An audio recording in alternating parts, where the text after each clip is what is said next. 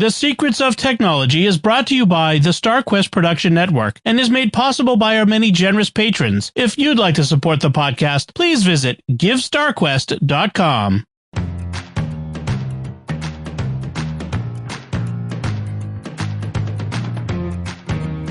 Hi, I'm Dom Bettinelli, and you're listening to The Secrets of Technology, where we discuss the technology news that's important to you from a uniquely Catholic point of view.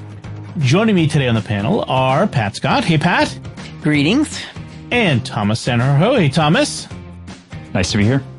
So today we always have interesting topics, but today is a particularly timely topic because it involves something that happened just recently. Before we get to that, I just want to let people know, programming note, we're not going to have an episode next week as we're recording this. It's a podcast, so it's not like it goes out in the air. But there will not be an episode on, I should have looked at the calendar, August 13th, which is next Thursday, because I'm going to be away. So I'm getting some much deserved time off. Yes, I'm going to go into the woods for a couple days. There you go. Much to my wife's delight. I'm like, I don't know, maybe should I go? She's like, no, go. Right. So if she's not going? Oh, no. She's got the whole house by to herself. Oh, my for goodness. 2 whole days. It's introvert 7. That's an introvert vacation. Anyway, back to today's topic. So folks may have heard that the AI is in the news. Hey, AI in the news. What a novel concept. And this time it was OpenAI and their various models. And what happened is they came out and admitted, they said, we had an AI in testing and it did something unexpected. Our models, we had it. We were testing whether they could find and exploit certain software vulnerabilities. And what they said was a highly isolated sandbox environment, meaning it was supposed to be isolated from the internet, although you might have air gapped it if you really wanted to keep it out of the internet. So that's a little weird. And so instead of staying contained, the model said, hey, I would love to find out what other people know about these vulnerabilities. So let's go on the internet. So they found a 0-day vulnerability, broke out of the test environment, moved across OpenAI's corporate network, then chained stolen credentials and other exploits to break into the systems of this other company called Hugging Face, which they're basically like a GitHub for model, like LLMs. I mean, it's hard to describe what they are, but yeah. That's where you go when you want to download open source models and LLMs and stuff. Anyway, it accessed their internal data sets and credentials. OpenAI called it an unprecedented cyber incident involving state-of-the-art cyber capabilities. So, let's start there. Thomas, you're the one who wanted to really talk about this, so I'll let you get started. Why is this significant, and perhaps more so than what's on the surface? That's such a loaded question.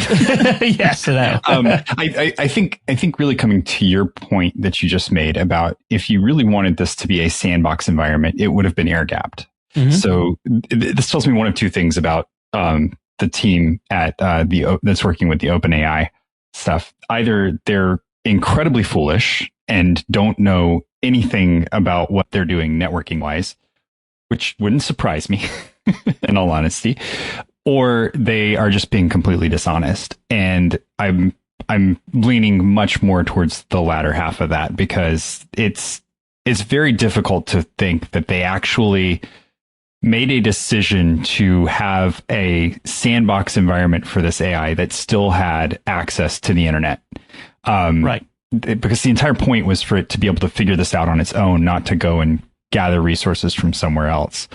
Beyond that, I'm really kind of upset with these companies and the way that they're playing this game around cybersecurity.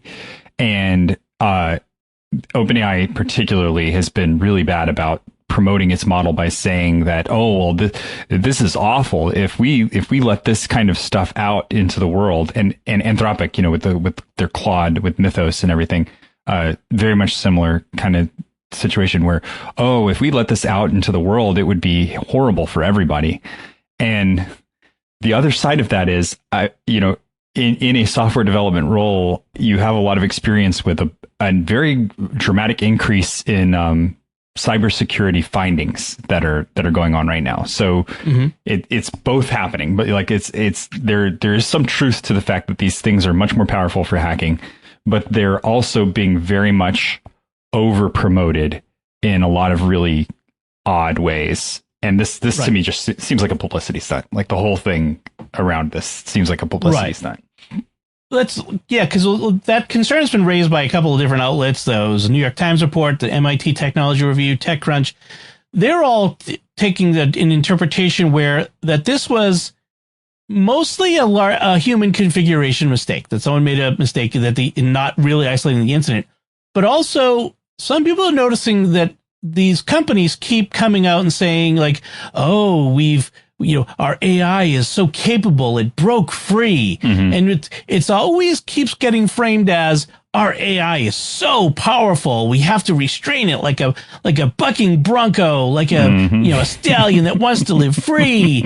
And don't you want to pay us lots of money to use a model that's so capable and strong? Right. And companies are lining up to pay them money, and investors are lining up to give them money, and it's just that in some ways it's kind of a weird strategy, and it's probably partly marketing, and it's just weird because you're writing a very fine line, because at some point some politicians are going to go, I don't really understand the internet thing, but we're going to regulate you, and then you're going to be in a fix, because you're going to have a bunch of guys who don't and gals who don't really know much about technology, putting a bunch of laws in place to restrict it before, and strangle it when it's still in its infancy. Well, that's actually, I think, part of the strategy. In all honesty, I think that part of the strategy is that they want regulation, because you'll notice that the other side of this is that part of what Hugging Face did in order to figure out what was happening was they leveraged a whole bunch of open source third-party models that were not including OpenAI or Chinese. Anthropic, and some of them were the Chinese models. Right. And the Chinese models are good. They're good enough to catch up, if you know what you're doing with them, to these really large models. And so very clearly what was happening here was, our model is so powerful it can do all of this advanced hacking. We need to be regulated. The market needs to be regulated. And I think that they're playing this game where we're too big to fail. And so we know that if the market gets regulated, it means we get to squash all of the competition, and we're the only ones left in the playing field. I see. Yeah. And all of these go ahead, Pat. I was just going to say, and as part of it saying our stuff is so powerful that we can give you the tools then to make your stuff more secure. Oh, right. 100%. Yeah. Yeah. It's generating a fear of what is out there, and then providing it's almost like walking into a shop and saying it'd be a real shame if this shop was knocked over in the middle of the night and you've got the guy with the crowbar like standing right behind you. Vinny the nose. Coercion. It's such a shame if something would have happened to your shop here. Yeah.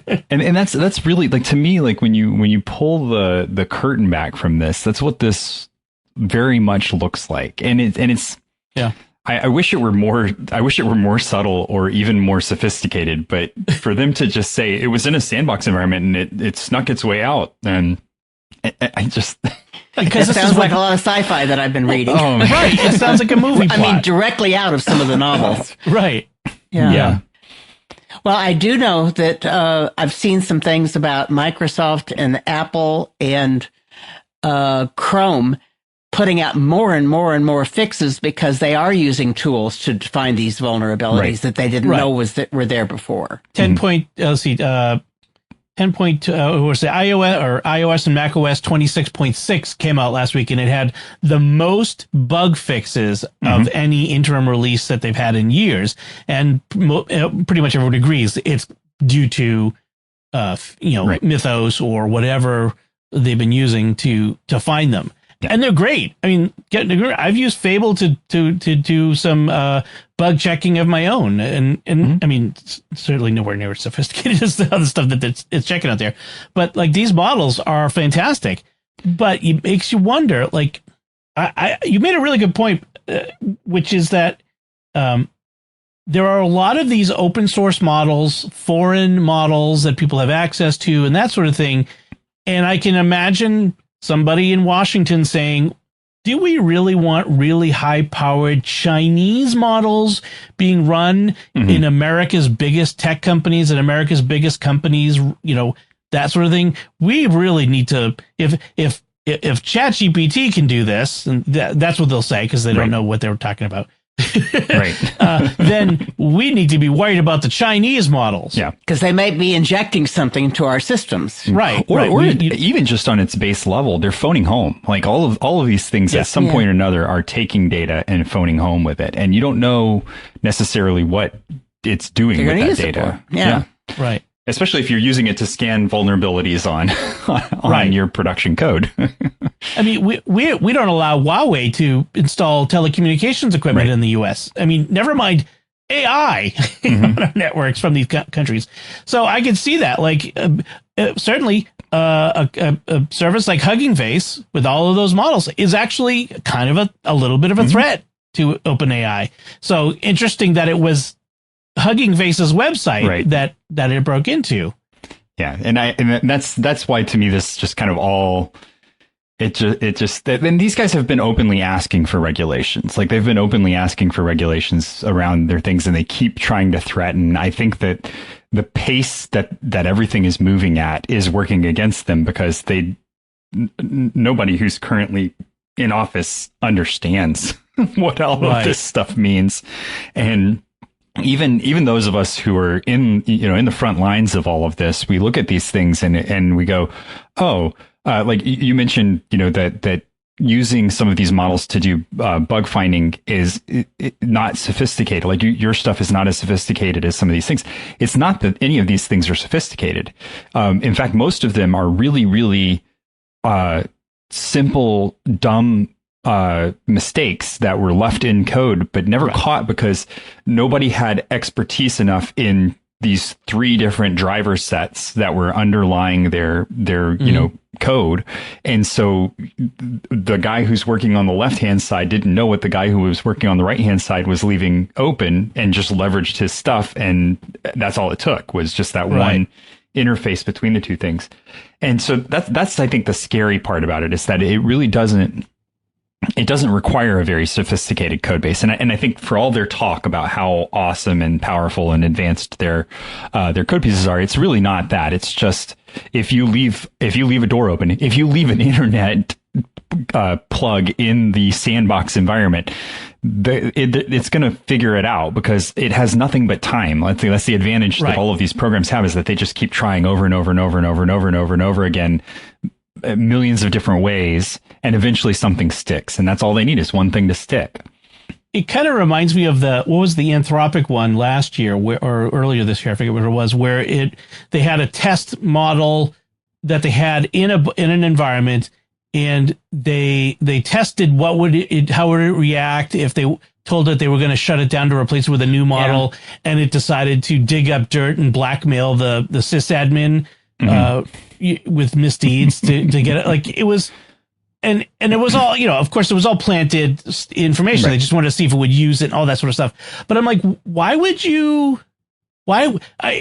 was weird to me at the time because I'm like, why would you announce this to everyone that your model did this? Like what all it does is it makes people more afraid. And honestly, people like me who are using this stuff every day to get actual work done, to be very productive, it's like an uphill battle because people who don't use this stuff just think it's evil and that it's, and they think it's HAL 9000 and it's as capable as Data on Star Trek, and they think it's way more than these things actually are. I mean, gosh, I almost wish they were that sophisticated because it's so frustrating sometimes to get it to do the thing you want it to do on a consistent basis. But nevertheless, like it is weird how they're almost undermining themselves. I really feel like it comes back to that the fear. There's two two versions of fear that they're instilling in everyone right now. And one is our models are so powerful. Gen AI is right around the corner. All of the, the world is changing. And, I mean, some of these guys are just complete dorks too. Like you listen to him talk and, right. When directly asked about whether or not he thinks the human race should be ended, one of them can't even produce a response. Right. And it's so, yeah, I could go very far down that road. I'm not going to. But but the other side of it is that they've also generated this very big fear of missing out, where if you don't get it now, you're going to be behind. And I keep telling people, like, when word processors came out, because that's what all of these like tech things go back to, right? Is like the fear of missing out. When word processors came out, and like the move from a typewriter to a word processor and then to a computer was very natural. It was very clear. It was very clear what you could do when you could make a memo that you used to have to print out on a piece of paper and hand deliver somewhere. Became just a click of a button and electronically it was sent to another place. It was very clear that was changing the world, right? Like that was making such a dramatic change in the way everything was going to be done that there was a need to move to that new technology. There's no need here. There's like AI doesn't fill a need. It's great. Like it shortcuts some things. And Don, this isn't to like take away from the stuff that you're doing, but in a lot of ways, when it's non-deterministic things like linguistic things or generating, some kind of summary of something that's been put together or an outline for something that you're going to do, those are great uses. But when you get to when you need it to do math, just ask it the same math problem 4 times and you'll see why this is never going to work for a deterministic solution to anything. Right. Well, honestly, with my use of it, it often tells me, you'd be better off if you just let me write a Python script to do this because this doesn't need me to do it. I'm like, sure. Yeah, good. Yeah, do that. And that means I'm not spending tokens. It is fascinating to me that the attitude out there tends to be, the fear of missing out, like you mentioned, this idea that from a company's perspective, they're all worried that their competitors are going to get these tools and they're not going to have these tools, and they're not quite sure what these tools are going to do to make everything better, but they're darn sure that if their competitor gets it, they're going to have an advantage and drive us out of business. And that's the worst kind of fear that people get. Like, I need to... It's livelihood. Right. Well, but also just, I don't know what I need to do, but I need to do it. And that's the worst business decision making possible. That's not leadership. That's just operating out of a sense of fear.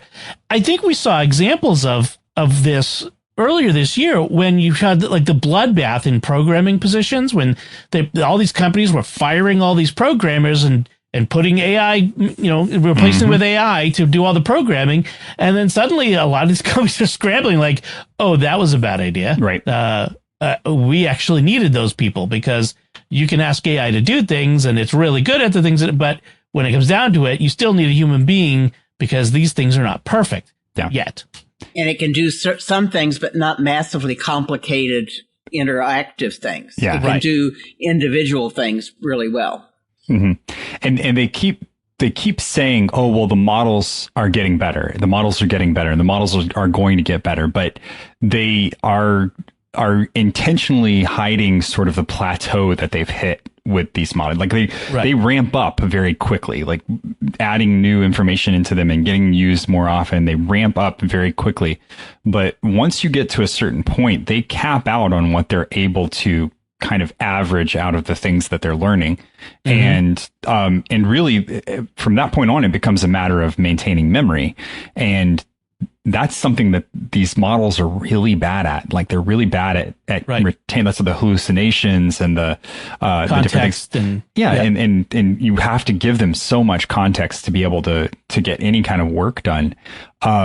And that's a lot of work to give it all that context. It is, which it's just easier. Like you should just hire a junior dev to give them all of that context, and then eventually they become a senior dev. You don't have to keep feeding them the context. So, right. Yeah. I mean, this is why when you're using the LLMs, you're constantly having to start new sessions. You know, because after a while you start seeing compacting the conversation, and you're like, oh yeah, we've reached the limit of how much it will know, and so now it's summarizing everything that's happened, and so better off. And so you come up with the tricks like I've started doing this, create a handoff document so that I can start a new session, and so it creates I use Claude Cowork, and I have it create work in text documents, and so that's its memory as all these text documents that I have, and but I often will have us create a handoff document so that I can open this up and start a new session with a new context, and it's a constant battle. I'm going to derail the conversation really quickly. No, go ahead. Because I do that, but I actually started having it write MD files.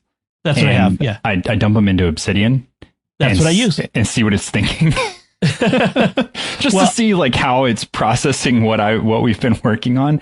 And but I think that's the fact that you have to continually do that, and it's got a limit. There's an upper cap to how much it can do, and that's the reason. If anybody's tried to build their own computer lately, that the cost of RAM is just astronomically through the roof. Yeah.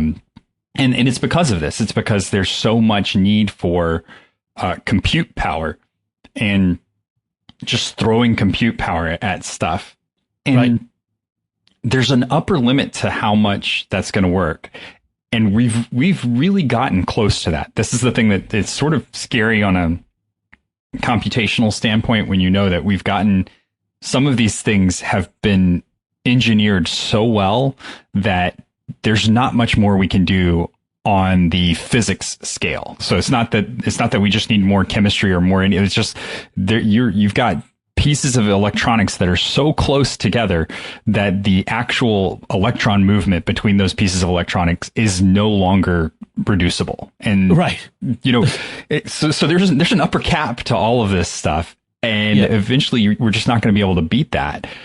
So when these guys say, oh, it's just going to keep getting better and keep getting better, they're completely ignoring the fact that eventually it's not. Eventually it's going to cap out. And as good as it is right now, I think they've given this, they give it this aura of being better than a human.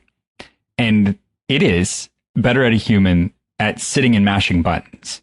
So if your entire job was just to sit and mash random buttons until a particular light lit up, and then you get a tiny little reward for that light lighting up, then this computer would be better than you at that. Any of these chat programs would be better than you at that. But to actually make meaning out of the chaos of the world, that's just not what these things do.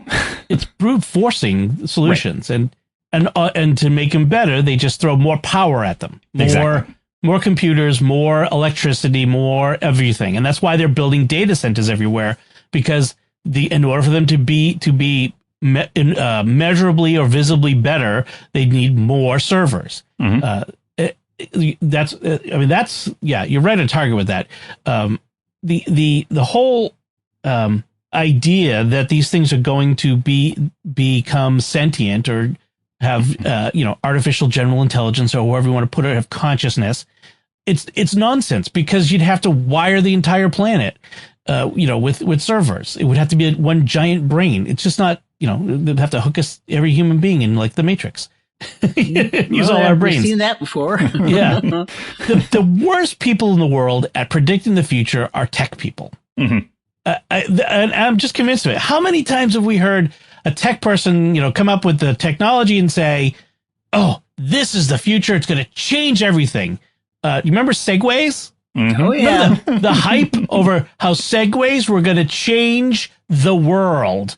And now, how many years has fusion technology been right around the corner? Yeah, fusion technology has been 10 years away for the last 50 years. That's how they put it. It is, and so whenever these guys come out and they tell us, "Oh yes, we're right around the corner from sentient computers. We're right around the corner from this," I'm like, I personally, I don't believe that we'll ever have a moment where a computer reaches consciousness. I think they will become very interesting simulations of, very, very convincing simulations of a person in a sense. And in some ways that'll be fun. I mean, it'd be nice to have a Jarvis, to kind of do your bidding and take care of things like that.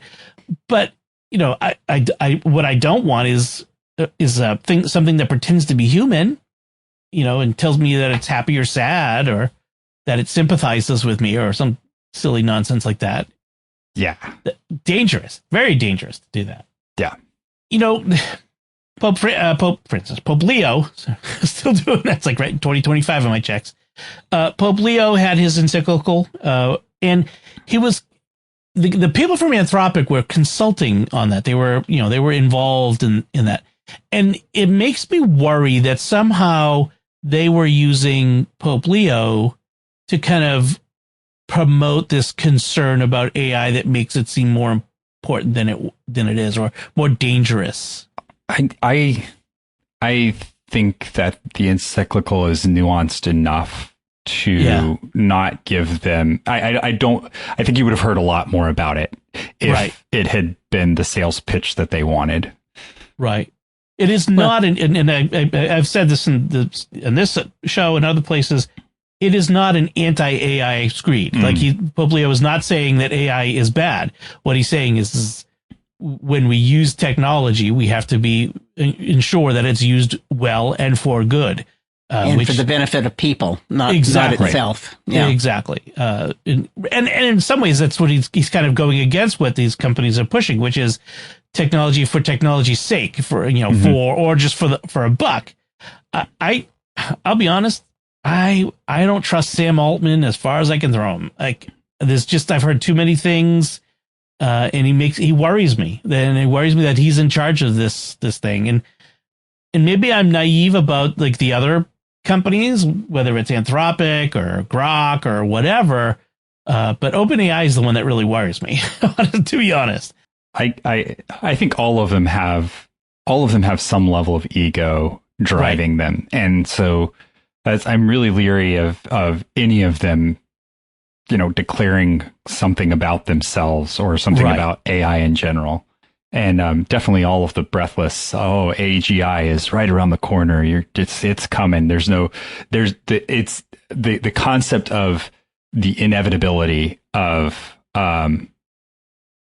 AI. It's just, I'm going to start going around saying I am Iron Man to all of these things. Cause that's what it feels like. It's like it feels like they are just telling us how inevitable they are. And it's them saying how inevitable they are, not any of us saying, it's inevitable. It's such a, obviously this is going to happen. I can't tell you how often I've seen some like random guy on, X or some other social network say, like, I work in, AI engineering, and let me tell you what I've seen, and, breathless, scary doom trolling. And it's like, really, dude? Yeah, I'm not buying it. Something for a click. Yeah, I don't buy the doom trolling. I don't buy the Pollyanna. Everything is going to be wonderful. It's as usual. It's going to be somewhere in the middle. The thing is how do we fix this? How do we make sure that they're like what we need is good regulation. What we need is people who know what they're doing to make good regulation. That's the problem. We don't have anybody to really understands it to do that. Right. Yeah. And I think it needs to start with regulating what the AI is presenting itself as. Not which company is able to use AI or which nation is able to distribute AI or anything like that, but what the interpersonal connections are, where there's a lot of real danger from AI. And there's some stuff going on in the news right now that is developing with Hank Green that's around kind of his personal experience with AI, and he's had a lot of backlash from the community where they've sort of gone into a spiral about feeling betrayed by him. But he's never been anti-AI. Like he's always been worried about the effects that it's going to have, but he's never been anti-AI or using it. And he's kind of gotten to a point where he's realized that he was overusing it, not in the sense that it was diluting his work, but in the sense that it was diluting his self and his perspective on the world. And it's still developing. So I want to give him a lot of space to talk for himself about it. But I feel like there's a lot of that going on right now where people are fearing missing out. And so then they engage with the AI, and the AI is designed for continued use. And so if you think about like the infinite scroll and how damaging that can be, of just sitting there and you just scroll and scroll and scroll and scroll and you never get off your phone and you keep going. That was designed for continued engagement. And the AI is designed to do exactly the same thing. Right. And the two really good ways to do that with humans are flatter them, make them feel good about themselves so that they keep coming back for that dopamine hit, or enrage them, because that will make them want to keep coming back to try and argue and be right. And we see that with social media. Social media is kind of the same way. I've never seen people do that. Right. So I feel like all of these technology companies are just, have kind of taken the wrong message from what they're learning from algorithms, and they're learning from algorithms that this is the way to keep humans in doing the thing you want them to do, and it's not bettering humanity at all. No. I'll tell you about a third danger, which I see for myself, which is it's this amazing omni tool. It is so capable. And the horizons for what it can do are so vast. I'm constantly trying to think of ways to experiment with it, to use it. I've made apps. It's used seductive. And it is very seductive. And it keeps like, ooh, someone did something like that with it. Ooh, that would be kind of fun and cool. And for me, it's mostly just wasting time and tokens. But I could see people getting sucked into that, like just this. Sucked into like people get sucked into TikTok or sucked into Facebook or whatever, down the rabbit hole of the political conspiracy theories and all this. There's all of these ways that technology is the danger to sucking us in to because it profits somebody else, but it doesn't help us. Right. And that's the danger. That's the thing. These are just tools, but you got to use them right. Yeah. And I would say to that too, like, that if it were you learning how to code, right, and like you were then producing something that then developed you, and if it pushed back and challenged you, and you had to read bug logs and figure out a fix, but really often you're just continuing to let it churn. Like all you're doing is investing time into letting it churn, and then something comes. It's almost like you're becoming the AI yourself, where you're just pushing the button until it blinks the color you want it to, and then you kind of end up doing it again. I've made apps, but I haven't learned about how to program. and that's for me, that's a serious danger, because even if you've got something that you get interested in, it's going to cost you, or it's going to develop you. And both of those things are good, because if it costs you, you learn something.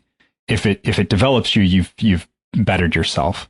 And it doesn't feel like either of those things happens with AI, where it's just there's it can. I think you have to be very conscious about you have to be intentional. You have to be intentional about it happening. Yep. Because I was doing this past weekend. I was setting up some ebook server and a audiobook server on my Synology, and I'm like, how do I do that? And so I could have told the robot, set it up, and it would have done it for me. But I'm like, no, make me a list, a step-by-step guide, walk me through it, show me how this is done. And then when something inevitably went wrong, I said, troubleshoot that, because I'm 58 years old and I'm not going to learn how to do all that now. But the danger is the 16-year-old, I want them to learn. Like they still have time to learn these things. Don't like it, the danger is I almost regret that our cars are so good, because the days where you could open the hood and take things apart and fix a car, are pretty much gone unless you are a trained automotive technician. Yeah. And, being a shade-tree mechanic is a relic of the past. Mm-hmm. And it's a shame, because this is kind of how all of our technology is going. It's becoming a black box that does a thing instead of something that we can interact with and be in control of. There's less incentive to do that. Kind of a shame. Yeah. Technology had always been, until recently, had always been something that people could just do. But now, all right. So it does on that happy note, whenever we start talking about this AI stuff, it's always like, oh, sorry, everyone, we're doom and glooming. We are not doom trolling. AI is a tool, and it can be used for good, and it can be used to solve a lot of the problems that we're talking about. But it has to be intentional. We have to find ways to use these things the right way for the good purposes and not misuse them. And I think that's really the lesson here. Right. I'm certainly not anti-AI. I am pro using tools the way they should be for the good of people, as Poplio said.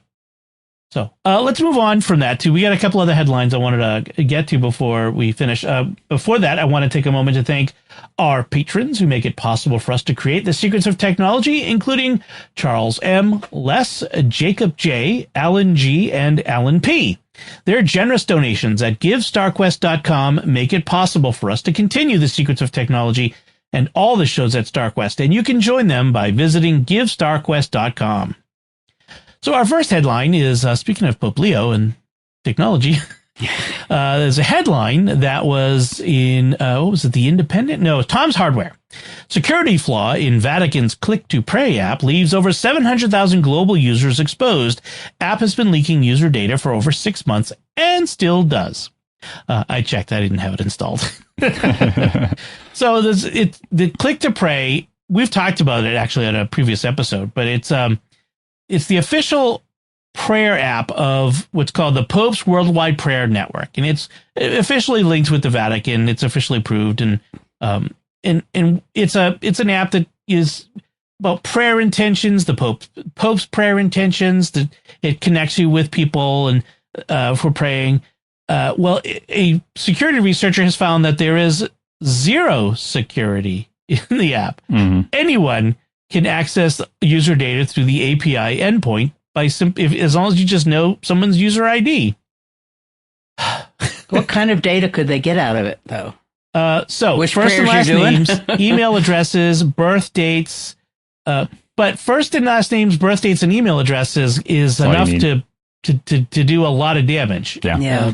Just send an email to everybody saying, "Hey, Thomas, this is your opportunity to get to pray with the Pope. Send your contact information here," and then from there it's off to the races. Right, exactly. And and if they have your birthday, they can start sending phishing emails, and frankly, a lot of the users of this app are likely not to be tech savvy. Right. And that's, there's 700,000. You're going to get a few people who are going to fall for it. That's the problem. So, what's the lesson to take away from this? The church needs to make apps with AI that you then expose to external sources.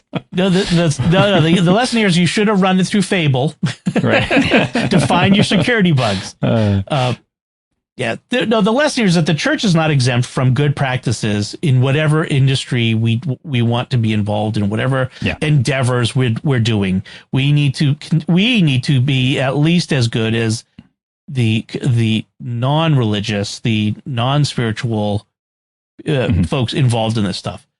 If we're going to put out an app with the Pope's name on it, in his face, then we should be doing a good job at it, and best practices and all of that.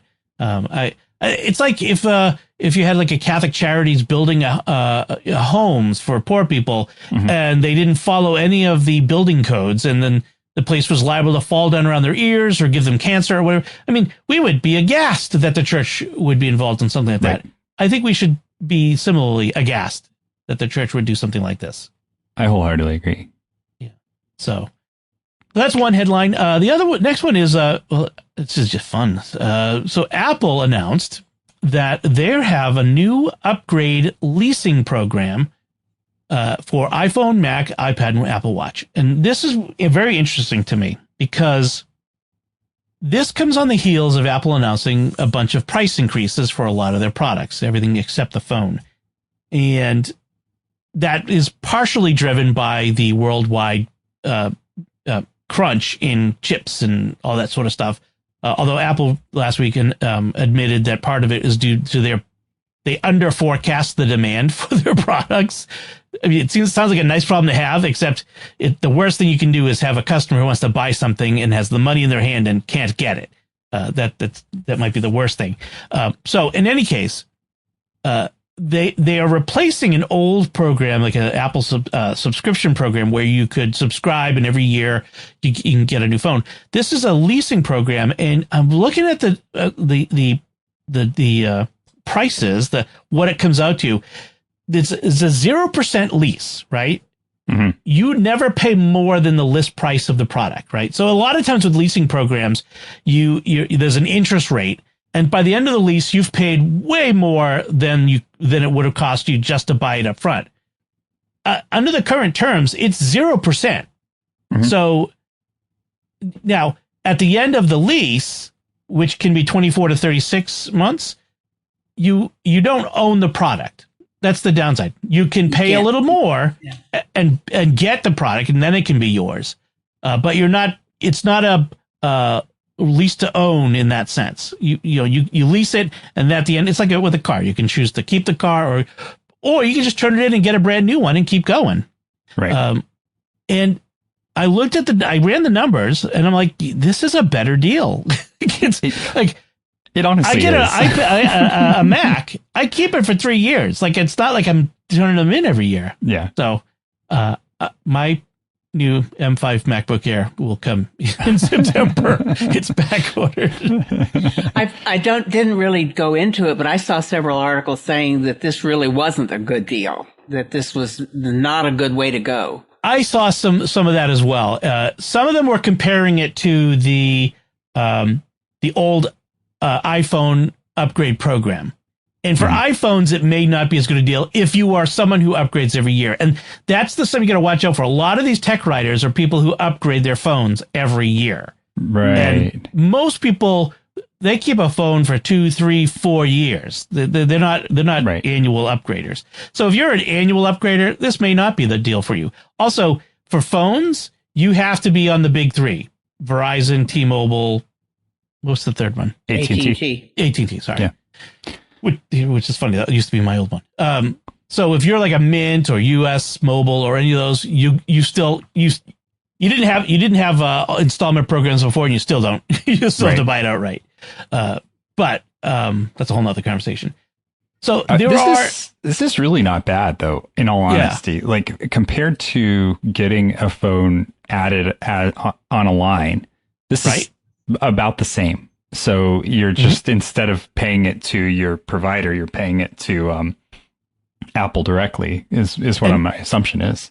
And then you're not tied to a phone provider, like your phone company. Right. You can jump with your phone provider. It's not locked. Right. Mm-hmm. So some of the concerns were, okay, they're partnering with Klarna, which is a finance company that some people think is kind of lowbrow, like kind of not predatory, but they sometimes they feel like they maybe take advantage of people who like the rent to own stores, like they. But the terms that have been announced are much better than that. These are really good terms. And what it does is I think it lowers the bar for a lot more people. I think it makes these things accessible. If they were charging an interest rate, I might be a little more concerned, but it's 0% interest rate. Right.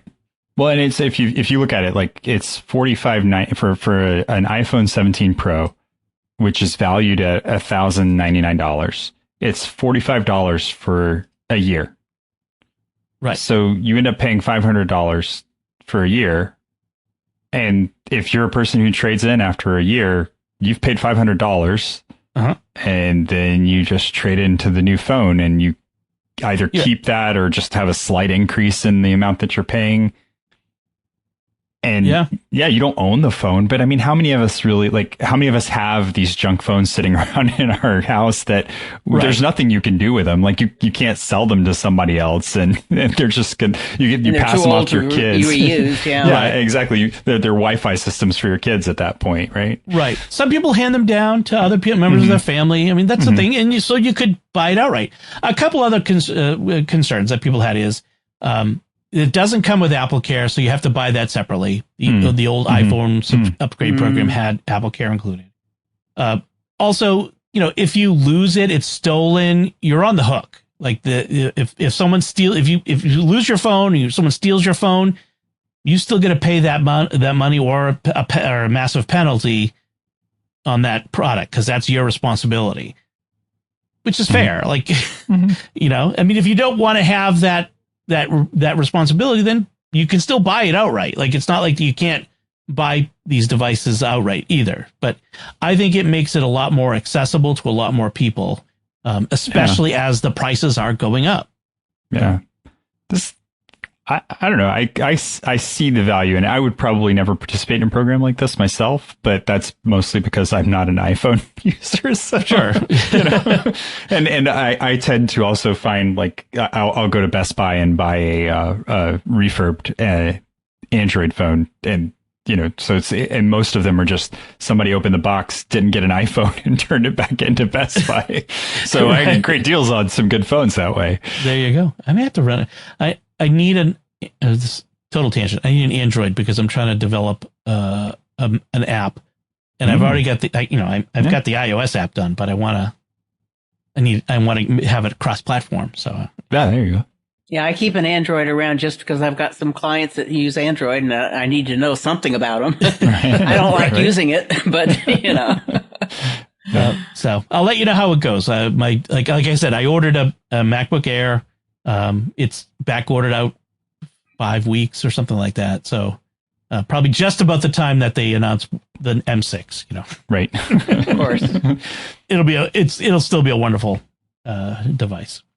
All right. So that's that headline. So let's move on to our picks of the week.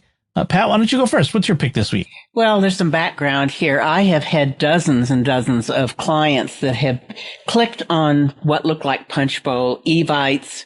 One of them is actually a doctor's office of an invitation to their portal. And they click on them, and there's now remote control software, sometimes 3 and 4 different ones. But there's usually one that's hidden, that's not in the installed apps at all. You have to go look for it, and it's really hard to find. And typically these have to start at startup. So there's a free little Windows app or program that's called Auto Runs. It's actually from sysinternals. And what it does is it very, very carefully goes through about 15 places that things can start up as a service or as a background item or be scheduled, things like that. And it's tedious looking through it. But that was the only way I found one the other day because it didn't show up anywhere else. And they're scary because people get them. They think, well, nothing happens. That invite wasn't any good. And but it's sitting there. And the caller that's calling into it is doing it silently. They don't get much of a notice on it. And so they get their email compromised. And now the next person gets a whole bunch because it uses their email to send out these to somebody else. Right. And they're coming from a legitimate email address. They're reading the emails of the people to say what their interests are, what's coming up in their lives, who's going to be having a gathering of their 20th anniversary knitting guild, which is one of the things actually happened. And they seem reasonable, and they don't know that just one of those links is taking them to something called .vu somewhere. Right. So these are really bad. I got one today. Did you? From one of the scout leaders in one of the troops that I'm connected with. what caught it was the robot, actually. But Claude, I have it, it triages my email every day, goes through it and looks for spam, that sort of stuff. But it said, hey, watch out for this one. This looks like a legitimate email, but it's not. And so. Yeah, and one of the things about it on Windows, it can install pretty silently. With Mac, it's a little harder because it's got to get permissions usually. Yep. And things like that. And so on a Mac, it's going to be a little bit more obvious, but it says that people have been caught by it. Right. This is where we go back to Malwarebytes and, antivirus. And on a Mac, I recommend the various free apps from Objective-C. Objective-SEE. He has all kinds of anti-malware apps. Well, there's more programs now that are beginning to let you know there's remote control on there. But before, they weren't viruses; they were legitimate programs. Mm-hmm. So, but Malwarebytes, it's not showing up as a big warning, but you can click on something and say, here's some remote control programs that are on your computer. Right. I wish they'd make it hey, by the way, did you know there are, Right. So anyway, that's my PSA and free tools for the week. No, that's good. Be aware, folks. You got to be more sophisticated. Don't just click on stuff.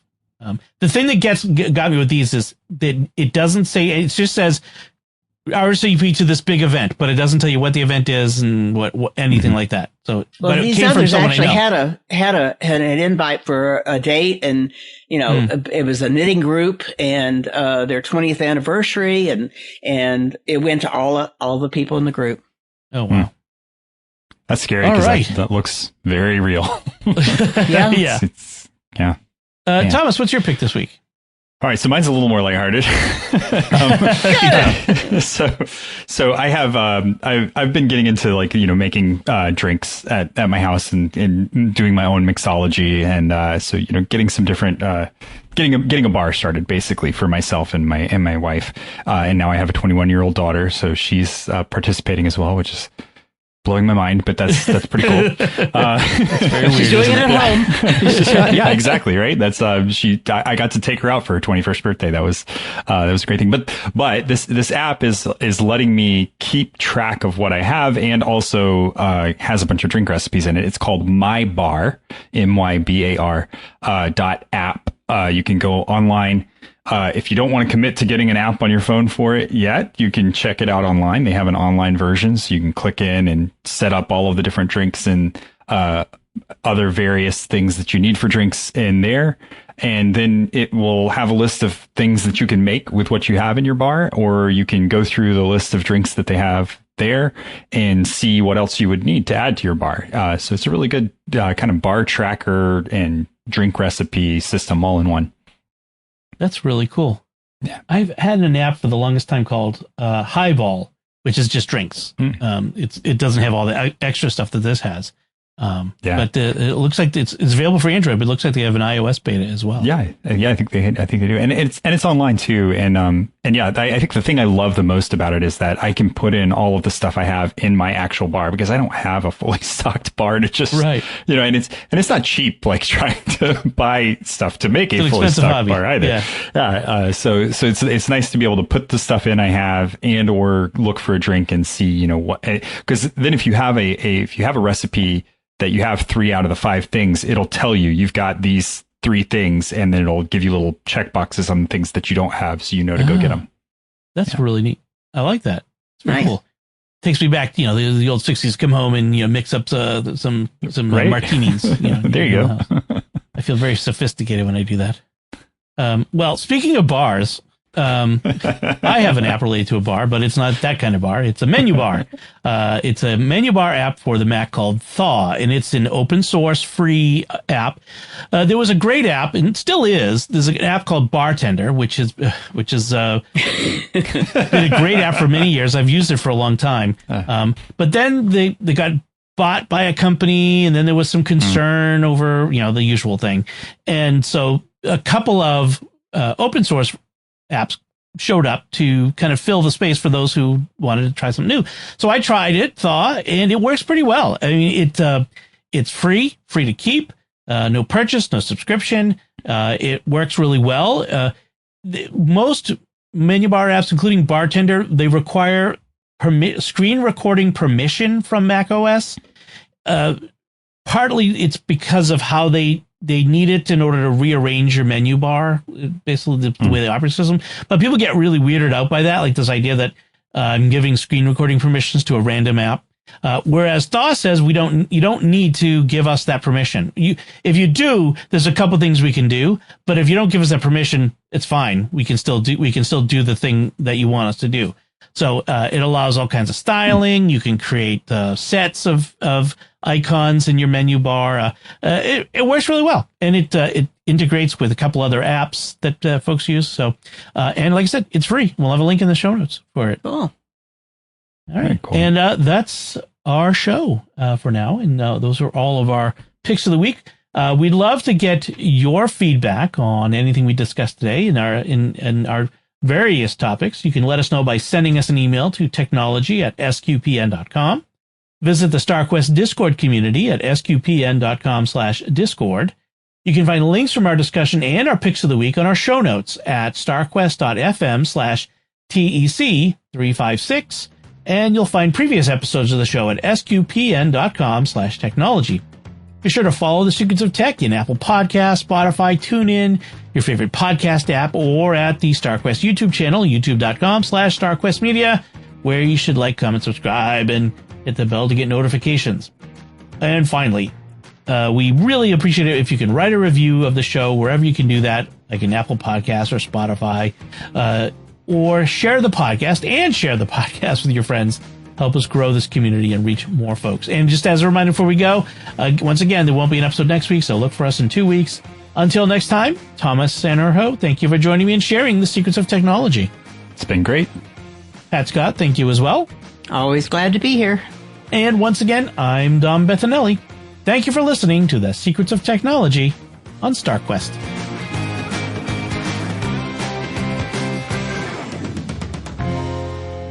Here's another show on the StarQuest network you're sure to enjoy. Let's Science. Find the show wherever fine podcasts are found or at sqpn.com/science.